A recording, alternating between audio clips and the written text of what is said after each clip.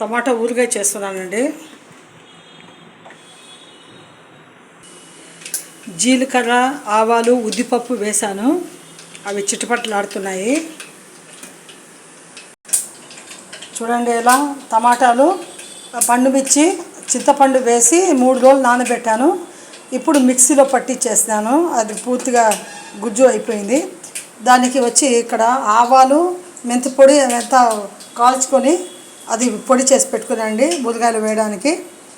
ఇప్పుడు నేను తిరువాత ఇక్కడ వేస్తున్నాను కదా, కరివేపాకు, ఆ తర్వాత వెల్లుల్లి వేసాను, రెబ్బలు.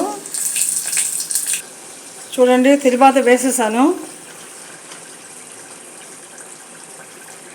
కొద్దిగా పసుపు కూడా వేస్తున్నాను, బాగుంటుంది. ఇప్పుడు బాగా కలిపెడతాము. ఇంకా ఇది బాగా ఉడకాలన్నమాట. ఉడికి సగం అంటే నీళ్ళు కారినాయి కదా, కారితే దాంతోనే రుబ్బినాను కదా, అదంతా కొంచెం బాగా గట్టిపడాలన్నమాట.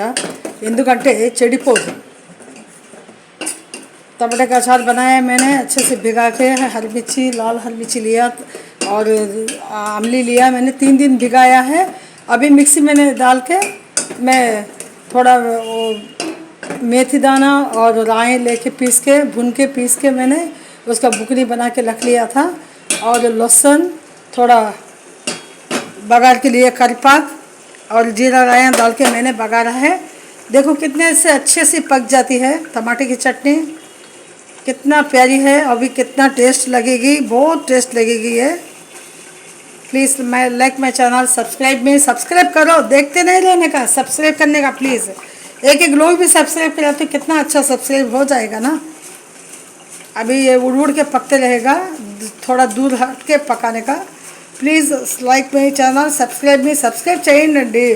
దయచేసి ఇంతమంది చూస్తారు, ఇంతమంది సబ్స్క్రైబ్ చేస్తే మీకేం పోతుందండి, ఒక్క సబ్స్క్రైబే కదా. ప్లీజ్ హెల్ప్ చేయండి.